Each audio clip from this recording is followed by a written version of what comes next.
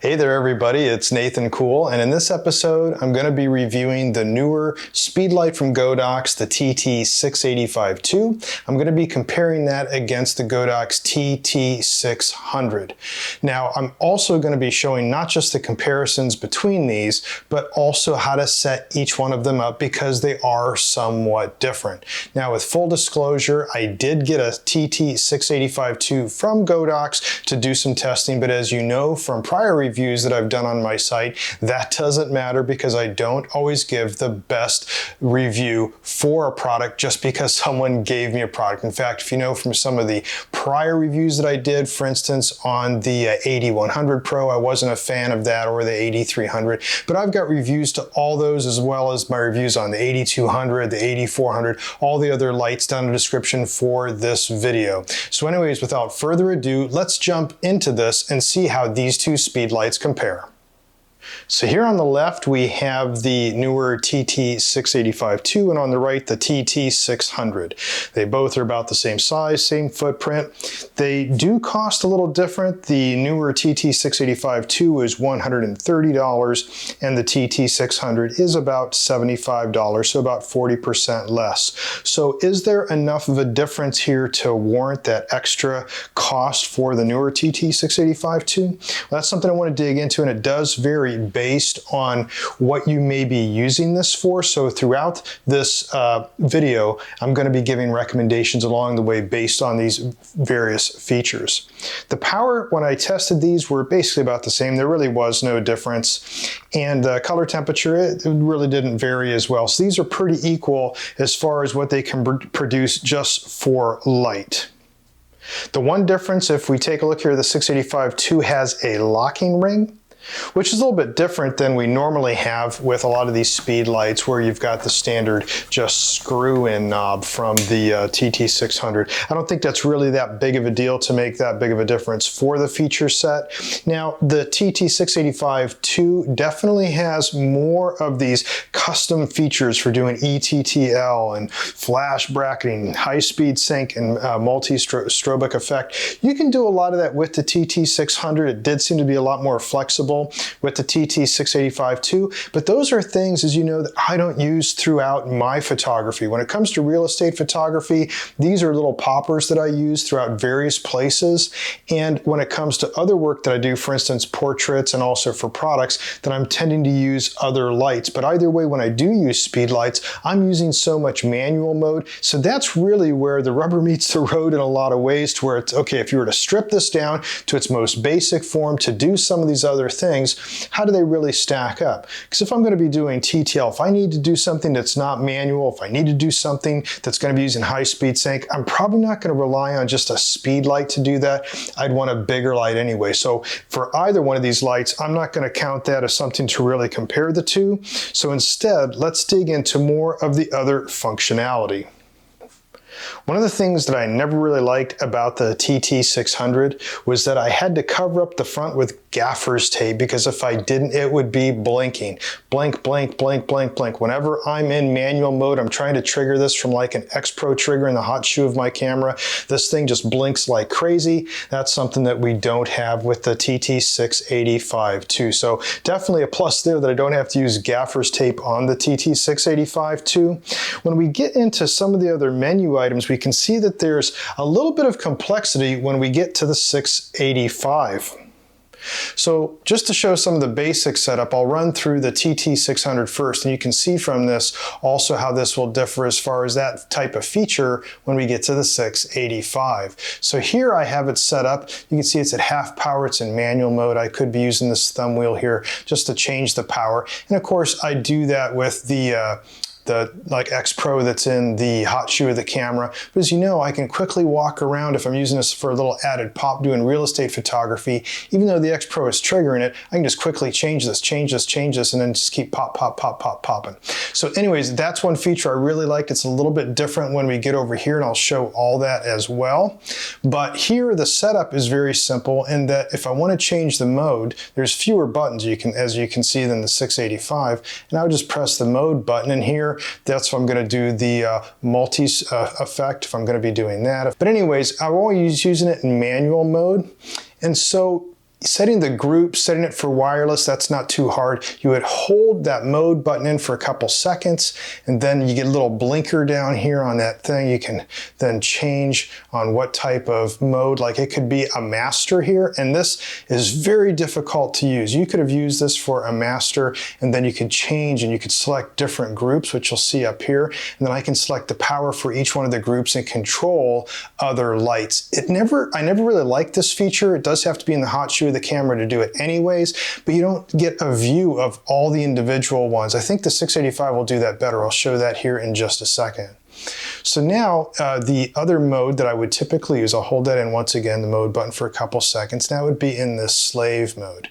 So once it's there and I just press OK, I can select the group and channel. First I'd select the channel by holding the group channel button in for a couple seconds, and then I can start adjusting the channel, and that's changing our little channel number down here. Once that's good, I can just hit the button, and then I can select the various groups up here. What group does that belong to? What group should it get triggered? So that's how I would set that up. It's a very simple type of flash. Now let's get over to the 685II, and this is where things get complicated, but a lot more powerful in some ways. So this is definitely a more complex setup, and right now you can see that I have it's set into similar where I've got channel 1 that's set there for transmitting, and it's group C, that's over here. You would change that by pressing the mode little thing down here. It's at the bottom of the thumb wheel, which by the way can be very easy to hit as you're trying to manually adjust that thumb wheel. But anyways, from the mode, then you could select the various modes. You could cycle through them, keep pressing that mode button. You can see I went from multi to TTL up here. And then from there, I would then press it again to go back to the standard manual mode. So once I'm in there, I could hit the OK button in the center. That's getting me stable so I can stay there. Now on the bottom, they have, you can see it's highlighted group and channel. That's because these buttons are repurposed depending on what menu you might be in. So from here, I would select the channel. It highlighted that, and then I could use the thumb wheel to change that. I did find the thumb wheel very sensitive, and that was a little frustrating there, but you can do, I don't know, 30 some channels if you really needed to. I only use one channel, and then I'd use different groups for my different flashes. Anyways, in the group, you would use the button over here while you're in this. That's why it has GR on top of it. And there I'm at D, I'm at E, and we'll put this one back to C.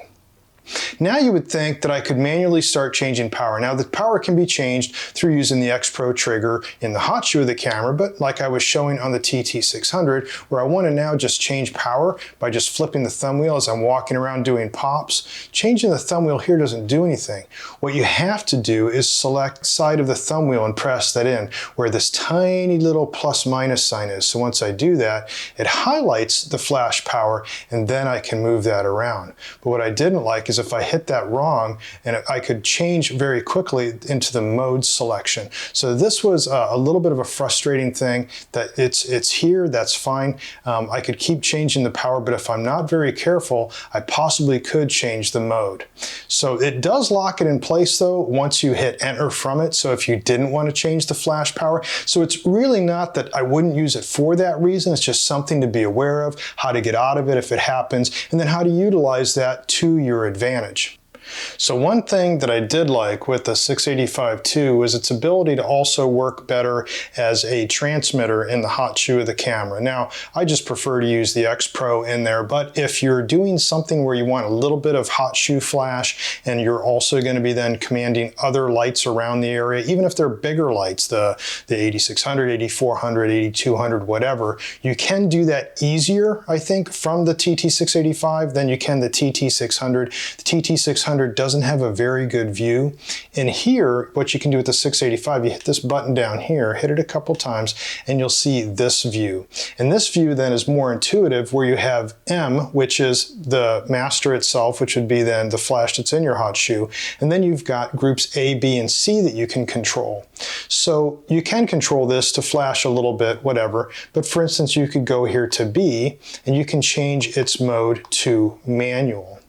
Now from that, then you could start changing the power. You can see here I changed this to 4+7, and it changed it over here on this. Now, I'm going to change this just a little bit here by 1, and you can see it didn't change it over here because the TT600, I have it set up, it's in the third stop increments. That's kind of standard when it comes to these older speed lights, where here I can control something a lot more defined. That's why when I got down to 1/4+3, it was down here. So the same thing here if I go up. I did find it a little bit finicky, and sometimes when they were really close together, but from a distance, I didn't see really any problem with that. So once again, you could easily put this in the hot shoe of your camera and use this as a commander for your other lights, while then setting this to whatever.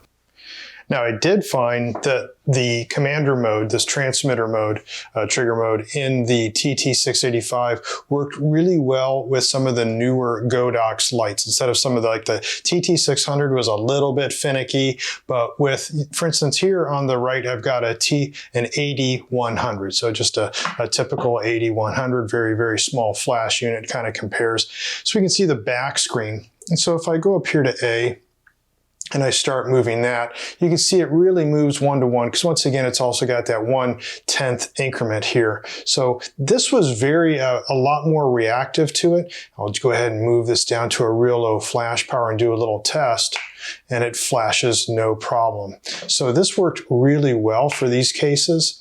Move that flash power really up high, and we'll see that really start to fire off. Boom. Really fires that flash really, really bright. And once again, lowering that too. Let's lower that way down here. We can see that there's going to be very minimal flash power coming out of that. Hitting a test on it. So that worked really, really well. But I want to show you something else though here. Let's move this up here so we can make sure we're firing a whole bunch of power, and you can see that's going to flood us with a lot of light. But let's shut this off now. So let's shut off the AD200. And as I'm working now just off this, triggering something, you can see what happens. There's a little bit of flash that just still comes out of the commander here, even though I don't have manual turned on. Even if I turned off all the groups, so this has all the groups turned off, every time it's still emitting a very small amount of flash. It's not much that's coming out of that head, but there's still just a little bit out of that, so something to be aware of. But once again, the reason you would probably use this in your hot shoe anyways is that you would be using some of the flash out of it. You'd be selecting its mode, M, into something. For instance, there's manual, and that would fire, there's like about, what is it, 1/2 plus 0.8. So you would do that, and then you would have another light or other lights that would be spread around here. And we can take, for instance, group A here. By the way, if I hit that, you can see it synced it to off because I didn't have the group selected. But if I select group A here, select that onto manual mode, and then I can turn that to some other power. And you can see that's changing it over there. So when I hit it, then both flashes are firing. Once again, this would be on your camera doing something, possibly a ceiling bounce, some other fill near something that you're doing, more for probably portrait stuff that's on the go. And then the other flashes can be then controlled from this commander mode. And once again, this worked a lot better with the newer lights than some of working with the older speed lights like the TT600.